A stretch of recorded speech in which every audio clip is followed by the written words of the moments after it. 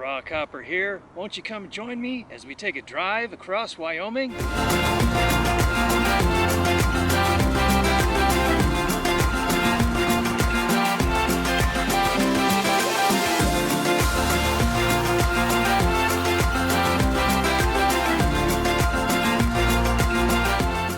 In part 1, we drove for several days, starting at the Wyoming line south of Rock Springs, and moseyed through that and other towns before ending up having a delightful soak in one of the hot springs at Thermopolis. It's afternoon and heading out of Hot Springs, Thermopolis. Had a nice time enjoying myself, enjoying getting some soaks in and getting some footage. So, on to Worland. This is the area of Lucerne.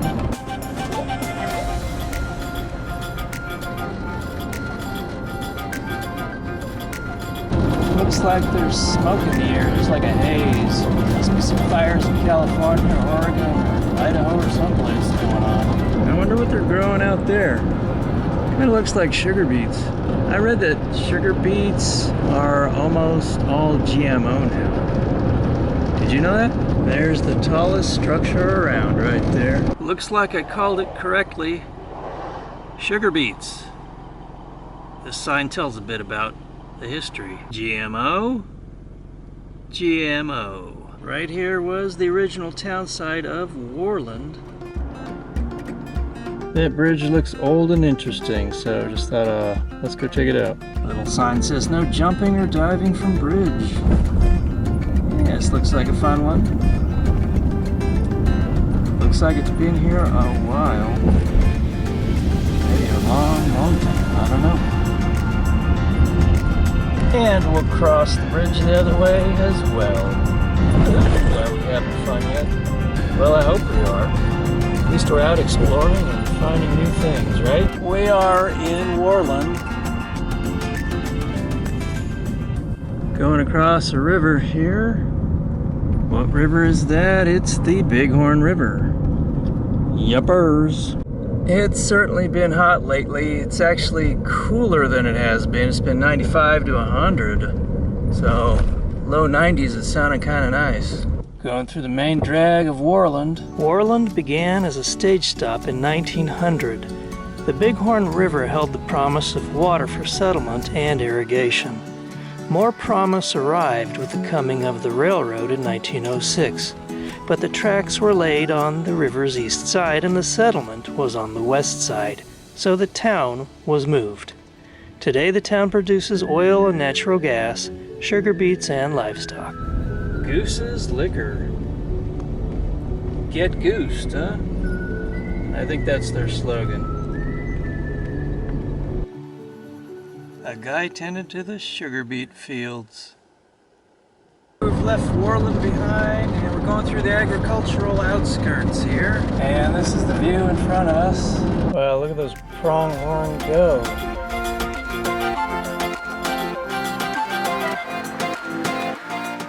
Finally a house I can afford.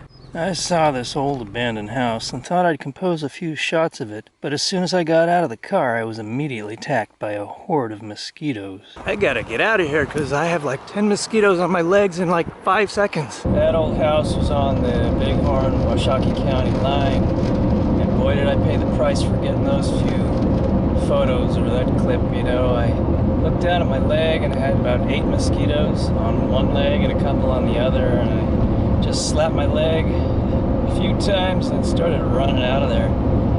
And I think about 5 of them bit me. I would imagine that's because of all the agriculture around here, all the canals and ditches and such. Because if you look out beyond the ag areas, it's basically just high desert. Like this. Just high, dry desert. As I was way out there exploring a remote dirt road, I happened upon what appeared to be an abandoned house, and there were a few outbuildings, so I decided to have a look.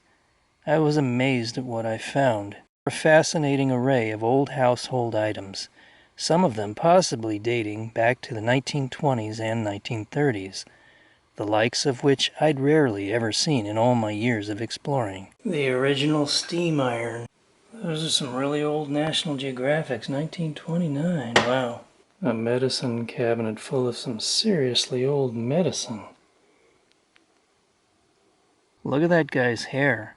It looks like alfalfa from the Little Rascals. Probably from that same era, the early 1930s, Depression era. Corona? I don't think you'd name something that now except for a beer. You know, with a virus and all. Blood stopper? Wow, it's like a museum in here. This is cool.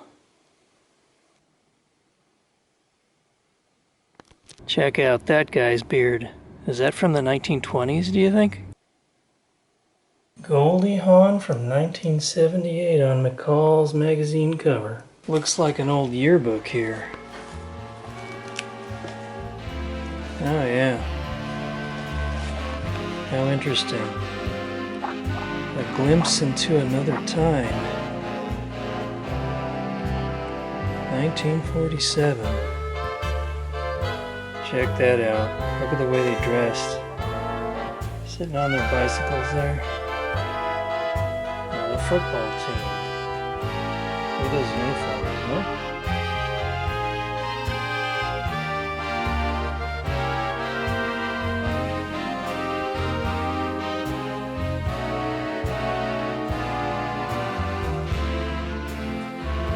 This was some type of mix-it-yourself fire extinguisher.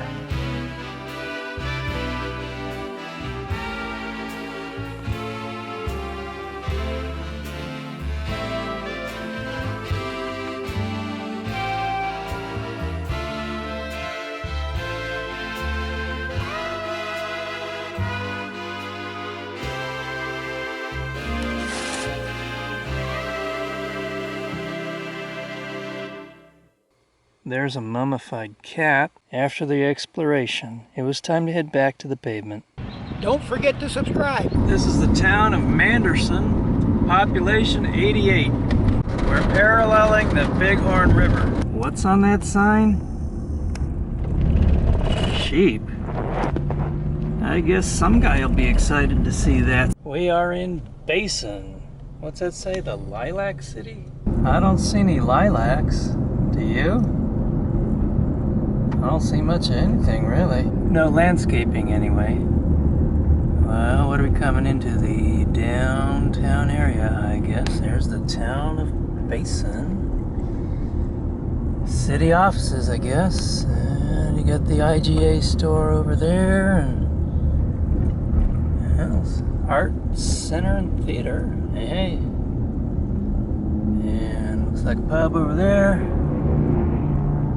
Looks like that's the county courthouse there. It's kind of nice. That has landscaping. Some other old buildings here. A Lilac Motel is up that way. Still haven't seen any lilacs. That concludes our tour of Basin, Wyoming. We hope you've enjoyed it. Please come back again and visit us sometime. However, we are leaving empty-handed. No lilacs. We are lacking lilacs. We are lilacless. On to Greybull. Okay, this is Greybull. Didn't take long to get here from the other place, from Basin. Looks like a pretty small area. Small town. Kind of spread out, I guess. Not much here. Got a lot of pallets over there, however. Yeah, Greybull right there, Greybull. Okay, maybe it's bigger than I first thought. Looks like it's down there. Crossing the bridge. Going into town. Coming on into Greybull. Greybull. And that's no bull. That's a Greybull. Recreation center is a log cabin. Oh, look at this on the left. That looks like something historic, that old hotel. That's kind of cool. Big old neon sign. Hey, another place I might be able to afford. What do you think? A little paint, a few new doors. Yeah, I mean, I think we could make it work, right? We're heading down the, looks like the main street here. It's Greybull Avenue is what it is. Well, that's kind of cute. A pink caboose. We've left Greybull behind, and up ahead I see mountains. An old schoolhouse right there, and off in the distance getting into some cliffs. It's a peaceful drive through this part of Wyoming. Along this highway we're heading toward Sheridan. Look at some of those cliffs over there on my left. Getting kind of pretty out here.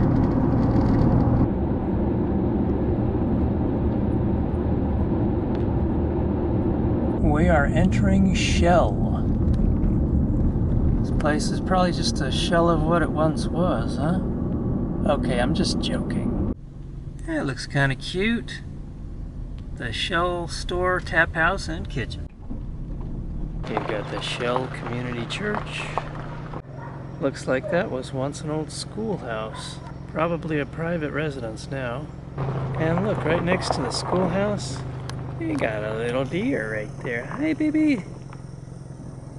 How you doing, bud?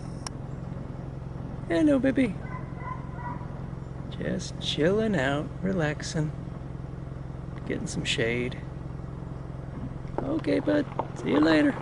Now, you put that cabin in Jackson, Wyoming, that's $650,000 right there. That's got one room and a bathroom, maybe, if you're lucky. Had to stop and check.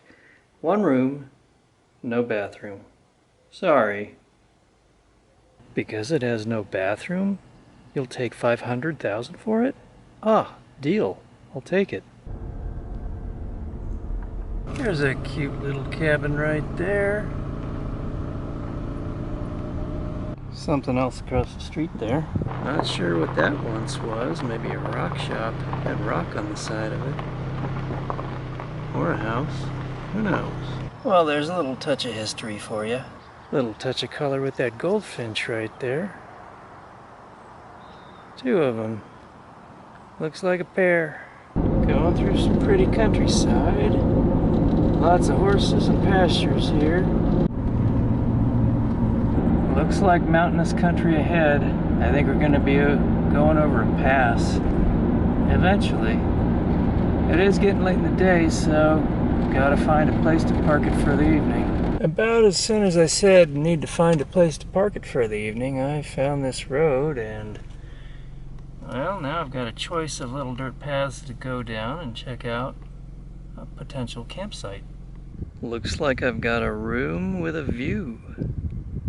A very nice view. A view in almost every direction.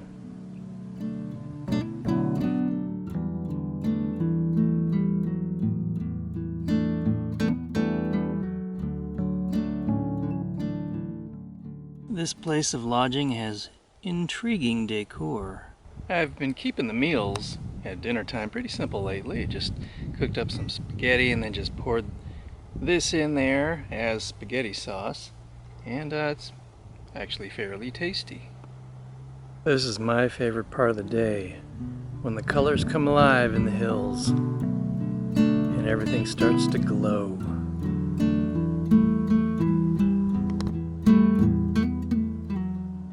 Good morning. It's a calmer morning. The wind kicked in at dark, blowing about 30-35 miles an hour sustained all through the night until a little bit after sunrise, and it was rocking the car a bit. But at least it's calmed down now, and we'll head on the road and head over toward Sheridan. So let's see what we find today. Heading up toward Montana. In a place that's got harsh winds and brutal winters, you've got to have backbone to live in many parts of Wyoming. Heading back down the hill we came up and back down to the highway.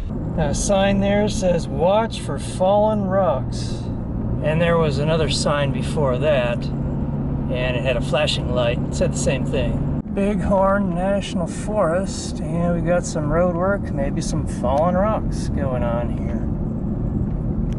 And look at that up in there. Some pretty cliffs here. Well, looks like we've got to stop. Road crew working here. Pretty up through here. We're following a stream between cliffs. Yeah, this is pretty nice. This is the highway that goes from Greybull toward Sheridan. Yeah, it looks like it was fallen rocks, all right. Cleaning up some kind of mess. And then the landscape opens up a bit again. Big mountains and cliffs up there. Lots of rocks to be fallen. This region nourished native inhabitants, humans and animals alike. Prehistoric people hunted and gathered food here for some 10,000 years. The rich abundance attracted people of the Shoshone, Crow, Sioux, and Cheyenne. Over here is Elephant Head Rock. Up there, Sunlight Mesa. Look over here, that's Pyramid Peak. And over here, that's Kopman's tomb, a pioneer named Kopman who wanted his ashes scattered there when he died. This is Shell Falls.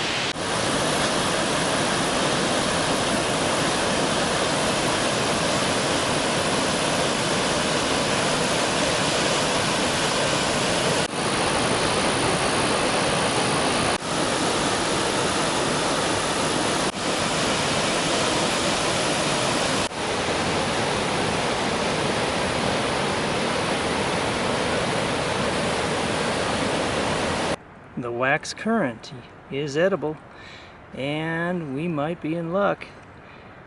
This talks about George Bird Grinnell, and if you watch my Grinnell Glacier Trail, you might learn a little bit about that. Look over here.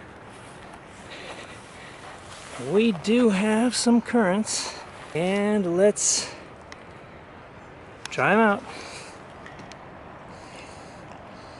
Yep, pretty good. I've eaten them before. More, please.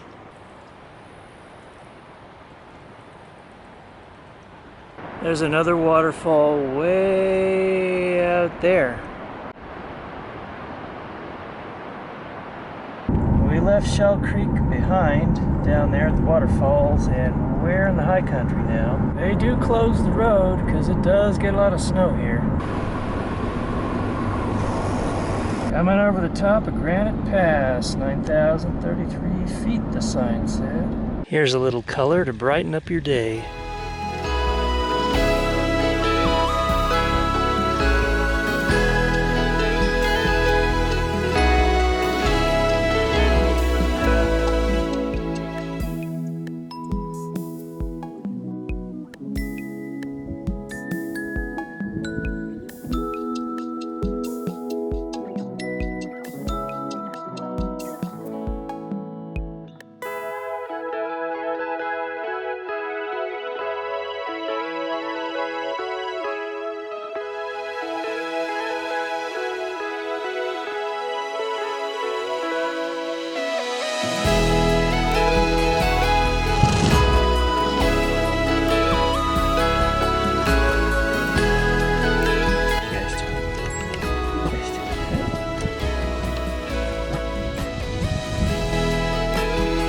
Fields of flowers up here in the high country.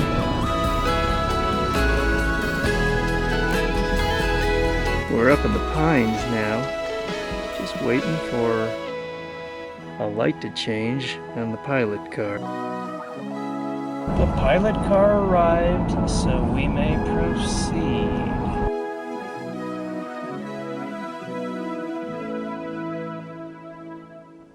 Heading down a big downhill here.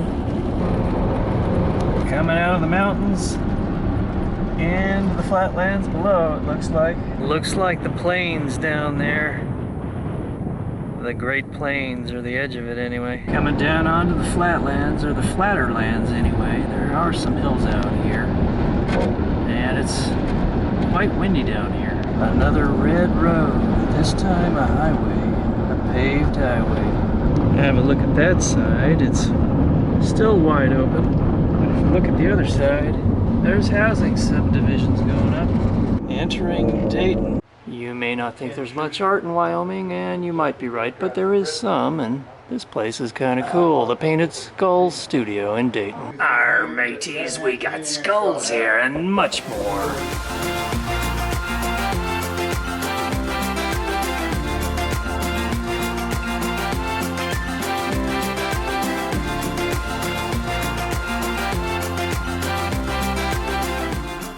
This is the artist, David, and he's going to tell us a little bit about this place and his artwork.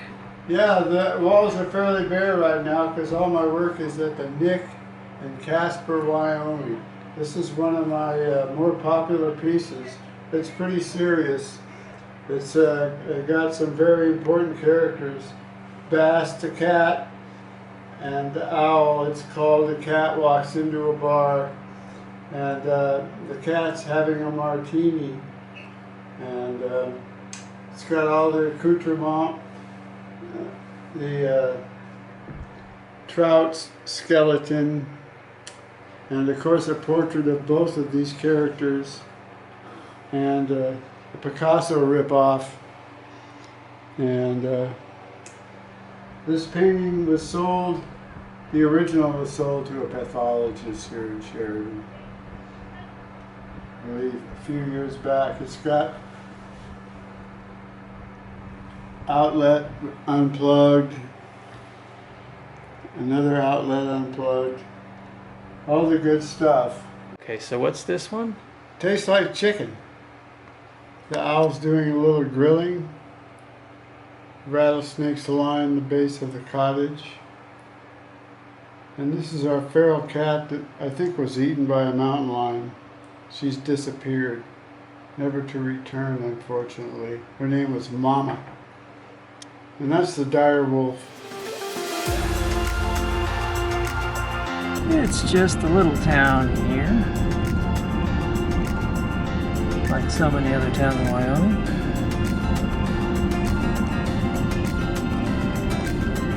That building right there looks like an old one, huh? That looks like me at the end of a hard day's ride. I burn up a lot of calories.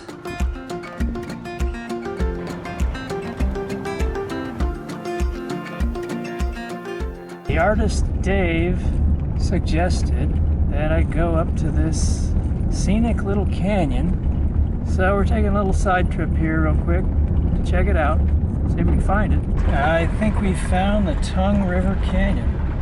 There's the river down there, and you got some interesting looking mountains right in through here.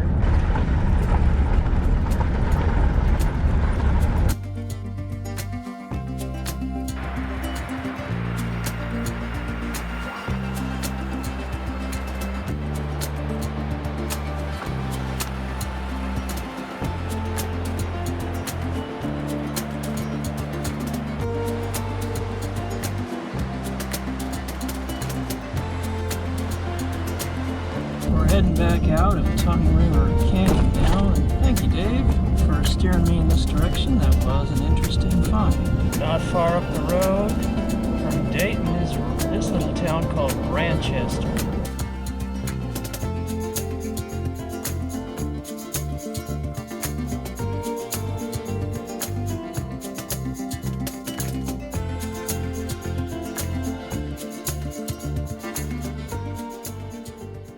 Okay, we have two choices, the interstate or the interstate. I guess we'll take the interstate. We're on the interstate, headed toward Sheridan. We'll have a look. Check out Sheridan. Acme? Isn't that where Wile E. Coyote got all his stuff from? You know, the old Roadrunner Coyote cartoons. Sheridan, Wyoming. We are here. This is probably the biggest town since, I don't know, Rock Springs? At the base of the Bighorn Mountains in north central Wyoming, at 3,750 feet elevation, is the city of Sheridan. Looks like we're heading into downtown Sheridan. 19,000 people reside here in this town named after Civil War Union cavalry leader Philip Sheridan. Prior to the white man's arrival, the region was home to the Crow people and was frequented by the Sioux, Cheyenne, Arapaho, and Shoshone. The railroad's arrival in 1892 bolstered the town's prosperity. Coal mines sprung up outside of town in the 1890s, and by 1910 there was an electric streetcar line that connected to the mines, and Sheridan had the only long-distance electric trolley in the state. The town attracted immigrants who found work in the mines, railroads, and agriculture. Later, agriculture such as dairy, wheat, and sugar beets sustained the economy. Today, the economy is driven by tourism and agriculture, and the town is a retail and service center for the surrounding region. Sheridan's early life centered around bars, pool halls, and brothels. When the Sheridan Inn was built in 1892, Buffalo Bill Cody invested in it and used it as his headquarters for tryouts for his Wild West show. Some of the most famous stars were Hunk Papa Sioux Chief Sitting Bull and Annie Oakley. Sitting Bull was the Lakota chief who directed the battle that annihilated General George Custer and his men at the Battle of the Little Bighorn in Montana. The inn was considered the finest hotel between Chicago and San Francisco, and had guests like Ernest Hemingway, President Hoover, and Bob Hope. The inn fell into a state of disrepair for many years and was closed down, but has now been restored to its former glory. Some nice houses here.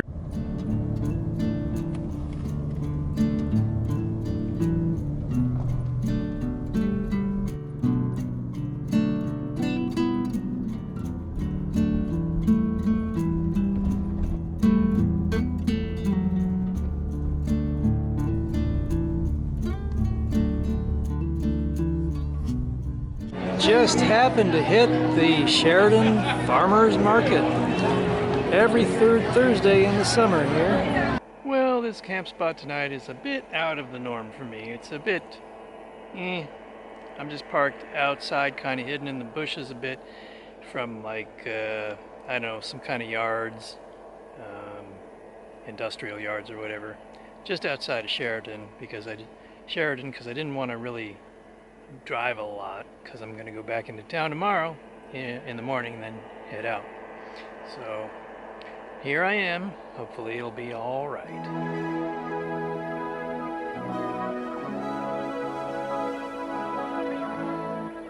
It's not all bad. I have this deer that keeps checking me out. I seem to have a lot of friends here. One visiting me in the morning.